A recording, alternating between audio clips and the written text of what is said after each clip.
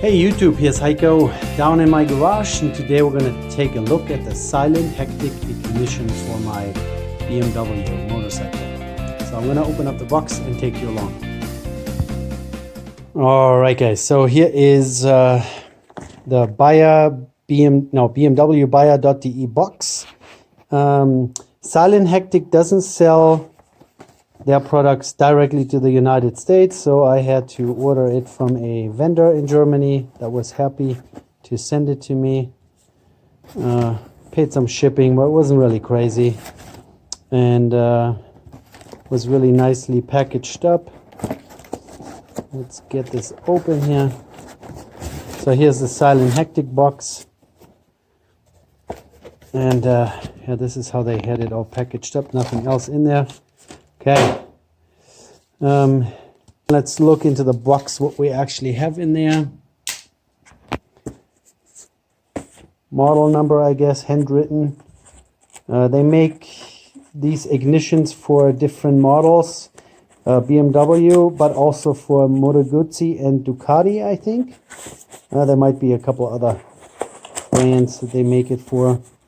And then it comes with a installation instruction.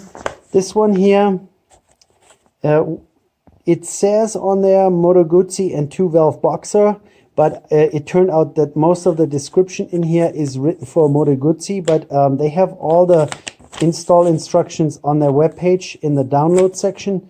So I already looked and found one that's a little bit more accurate for my application. And the description that I found was for a different pickup. So they have inductive pickup and also Hall sensor pickup, which doesn't make a difference. The install is the same. It's just a different sensor. All right, and then let's see what else is in here. Cardboard. Look at that puppy. That's a little electronic module. There's a couple adjusters. Yeah, bear with background noise. My kids are running up and down. I don't know. Jumping around like a herd of elephants up there.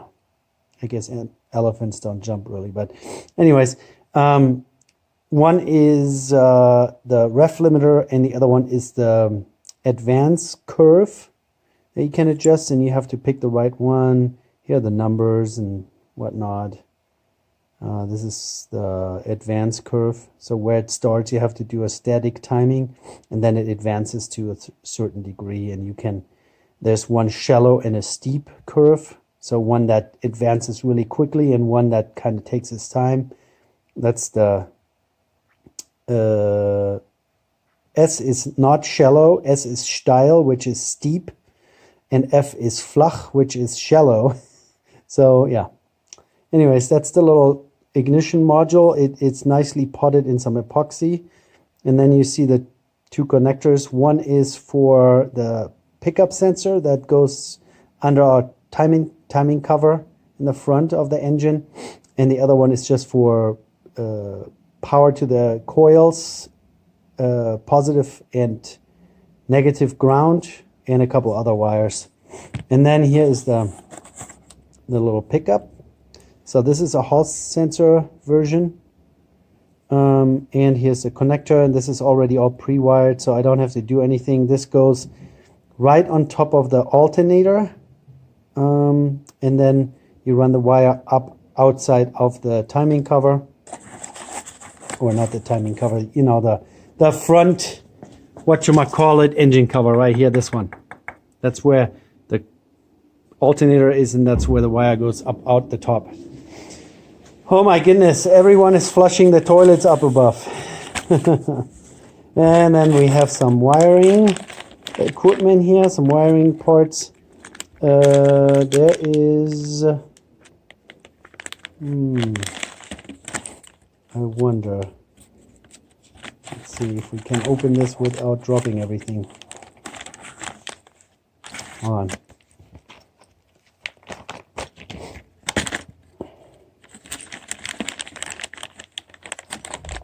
One connector that looks like it's going to the motorcycle somewhere. Not 100% sure. And then this other one here is going to our little, no, actually it doesn't. This goes also somewhere. Good question. Since this is kind of like built for different motorcycles, like Moto Guzzi uses the same alternator, this might be applicable for other applications. We'll find out. And this here is the kind of the little pickup wheel. You see those little tips sticking out. Those are the ones going over the Hall sensor pickup. What does it say there? BO type. BO type, whatever that means. And then the direction of rotation. So this middle hole here is for the alternator rotor bolt that it's going to get bolted onto. And BO type. Body odor type. And then there are a bunch of other connectors. I'll look around. I'll find out exactly which connector goes where and which one. I like the non-insulated crimp connectors. I have a crimper for that. And then I will use a lot of shrink tubing and all that. Make it all nice and nothing. So that's pretty much it. Little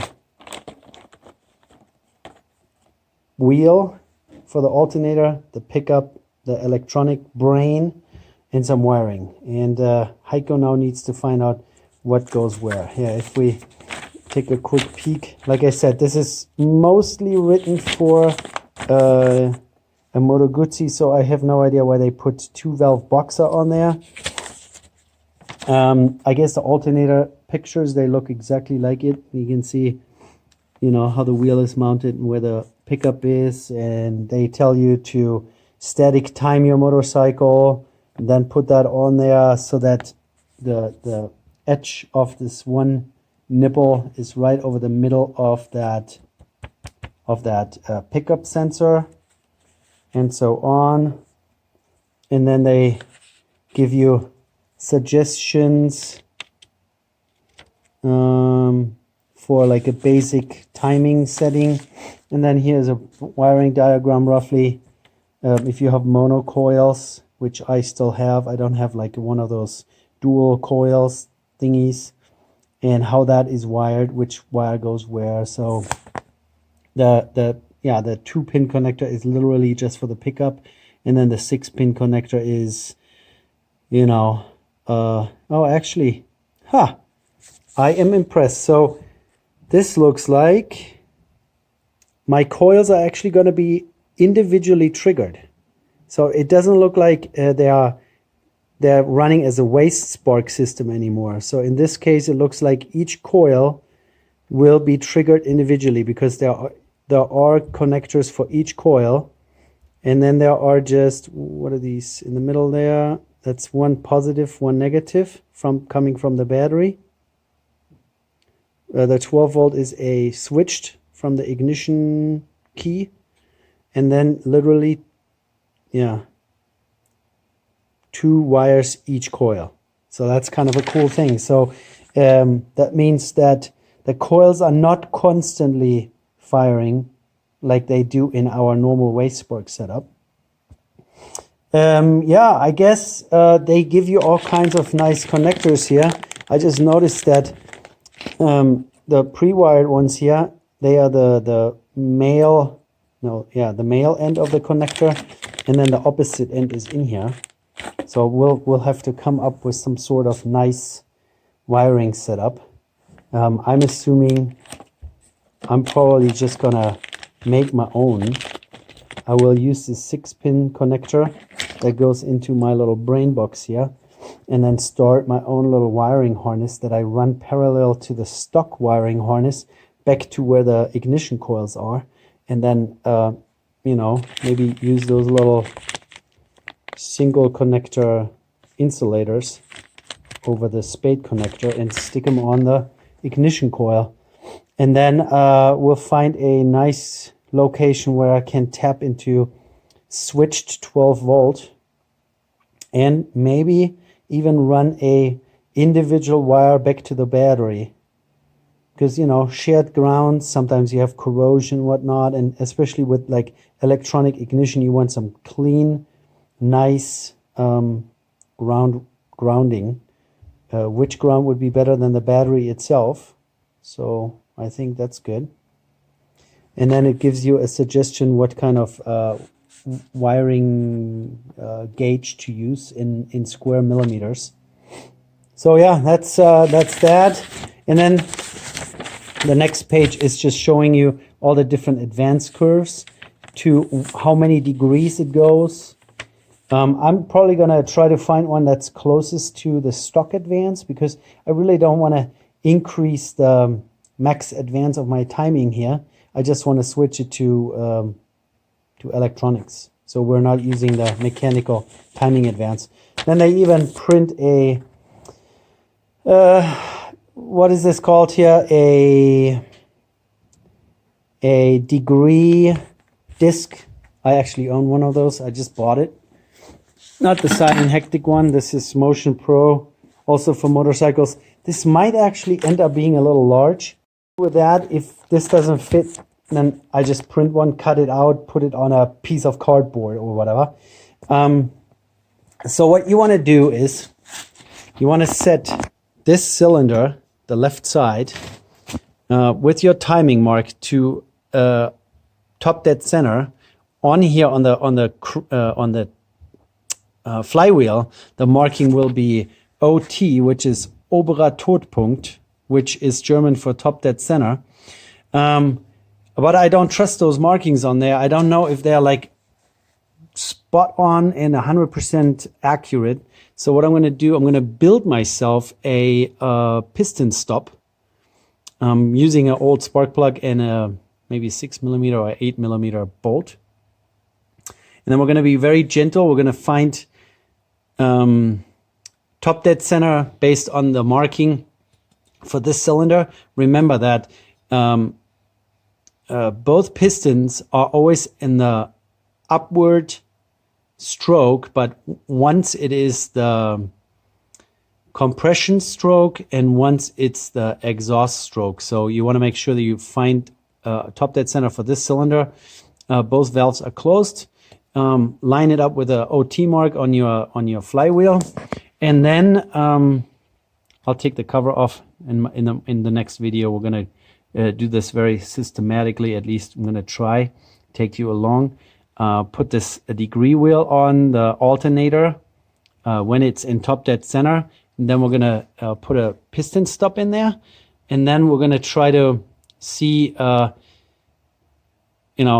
turning the engine 360 degrees opposite direction until it's up at top dead center again, and see how far off the marking is from the actual top dead center point.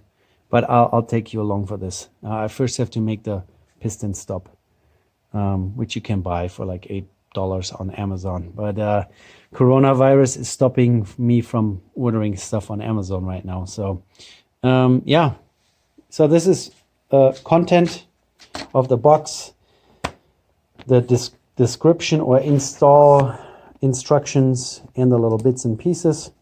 And next video is going to be how we make a piston stop if you don't own one. And then we're going to figure this out here.